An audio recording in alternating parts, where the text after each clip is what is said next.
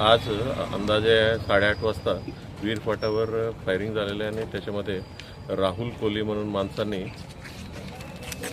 गोपाल मालची म्हणून ह्या माणसावरनं गोली घालून मर्डर करण्यात आलेलं आहे। याच्या मागचा इतिहास असा आहे, जे राहुल कोलींचं वडील होतं ज्ञानेश्वर कोली यांचं 2011 मध्ये आत्ताची माहीत जे गोपाल मालचीने मर्डर केलं होतं त्यांचं रेव्हेंज म्हणून आता मर्डर करण्यात आलेलं आहे। आरोपी जे राहुल कोली होता आत्ताच्या मर्डरमध्ये त्यांना अटक करण्यात आलेलं आहे आणि पुढील कायदेशीर कारवाई चालू आहे, FIR दाखल करणं चालू आहे। सर, आरोपी एकच आहे की अजून काही नवीन? आता सद्यस्थिती इन्फॉर्मेशन अनुसार एकच आरोपी निष्पन्न होत आहे।